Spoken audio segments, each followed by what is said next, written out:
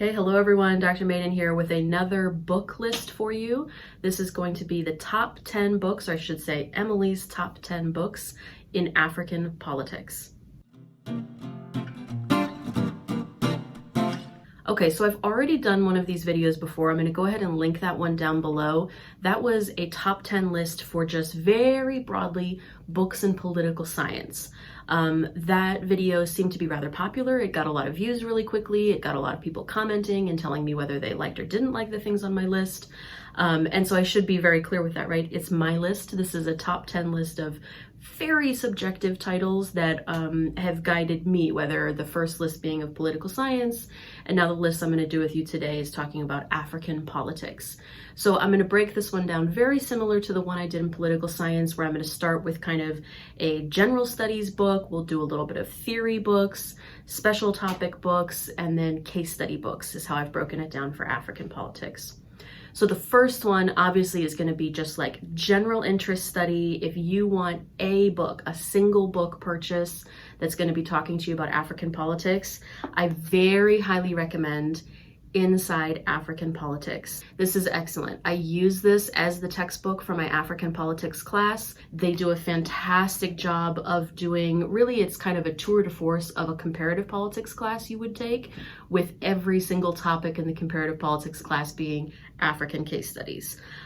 So it's a wonderful book. I always have it on hand. It has a fantastic bibliography that is so useful when I was doing papers back in grad school, my dissertation. This was such a useful book to have around, and it always just kind of sits on my desk and I always have it here. So that is book number 1, Inside African Politics. I've got 2 books then that are very influential books in the field of kind of like post-colonial political thought within the African context. So the first one, you've maybe heard of this one before, you've maybe read it. If you're a philosophy major, you might have read it.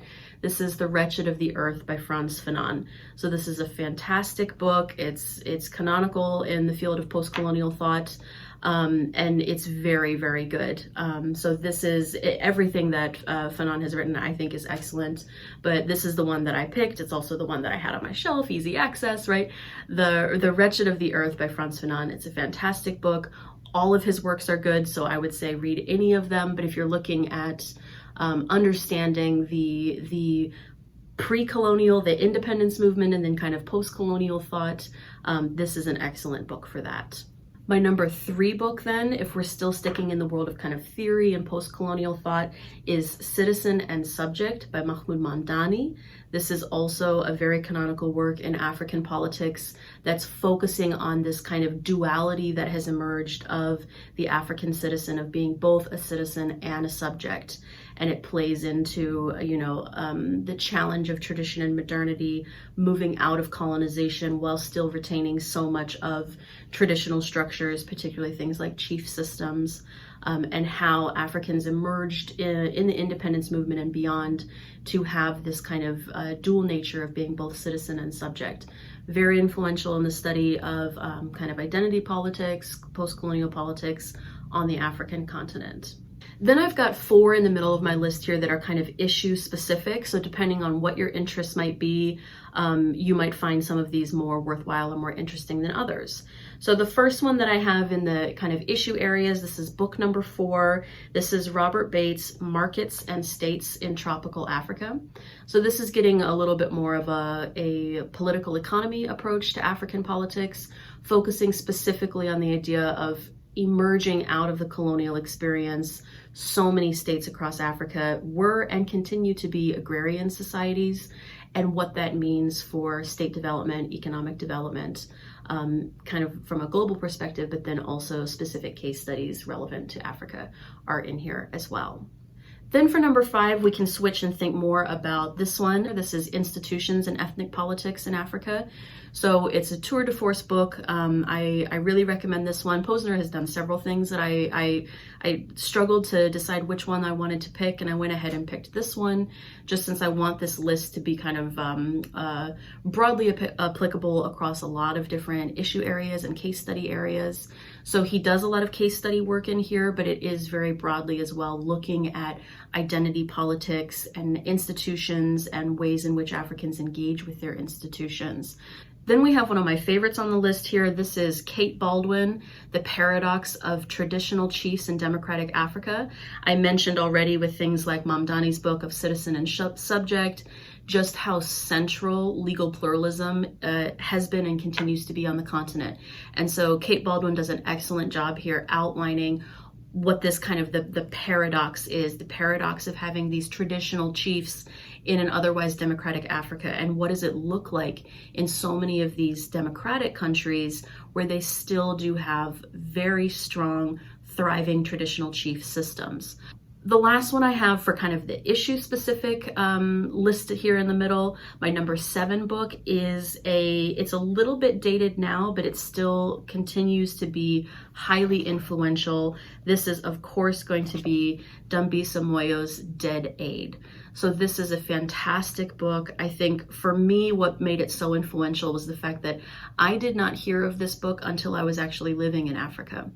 And when I kept meeting person after person after person, I met a chief that told me that I should read this book. I met a high-ranking religious official that told me to read this book. I actually had a random conversation with a security guard at an ATM, and he told me to read this book. And so when I got that third recommendation for this book, it was like, how do I stop everything and get my hands on this book? And it happened within like this weird 2-week period. Moyo was like calling out to me. And then I found this tattered copy. This is the copy that I found like in a cafe in Malawi. I found this and I was able to get it. And so I read it in like one sitting. It is absolutely excellent.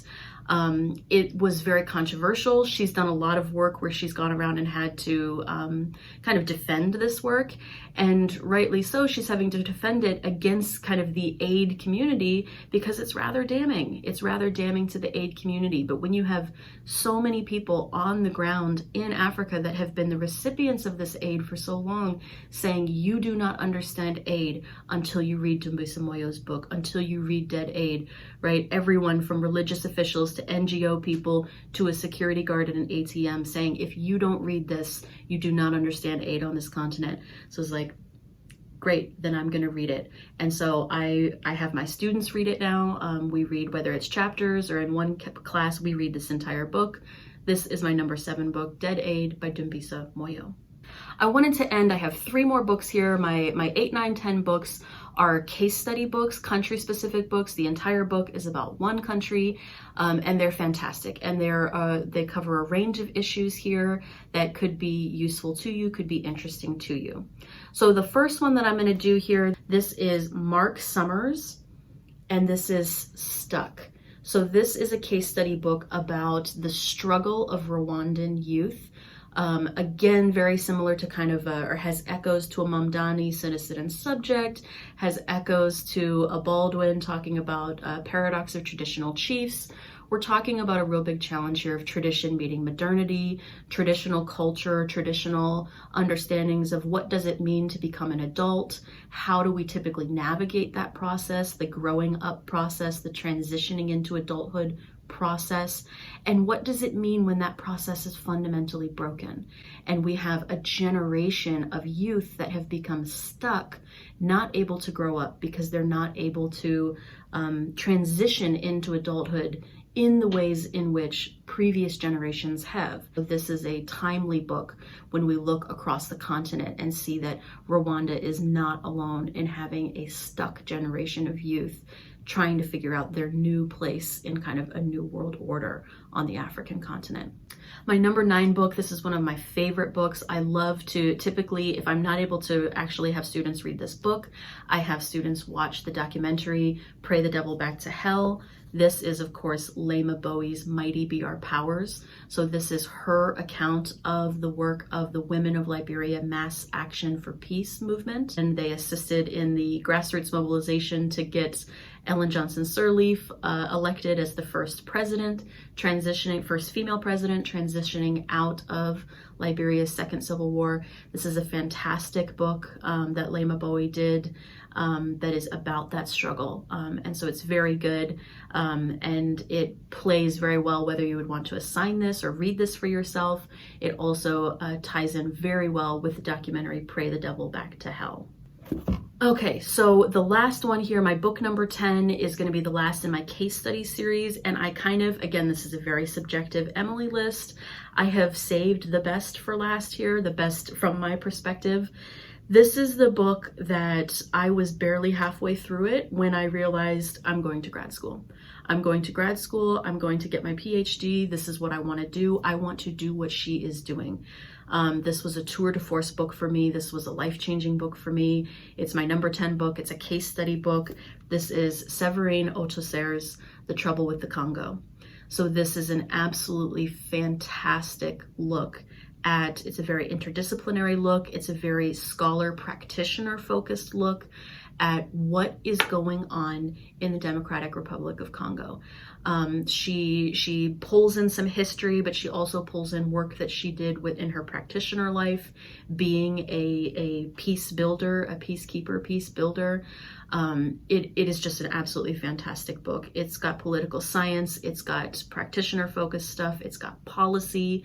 It is a really, really fantastic look at what is happening in DRC, what has been happening, and what are some possible roads for the future, right, that DRC could take. So this is an excellent book. It's my number 10 book. It's the last. I had the 3 examples, Rwanda, Liberia, this one being DRC, as some case study books. I will say that in all of the books that I have mentioned, almost all of them, they do have additional case studies. So you'll have case studies about Zimbabwe, Zambia, South Africa, you name it. There's lots of other case studies that are presented in these books, but these last 3 that I mentioned are specific to the entire book as a case study of this one country.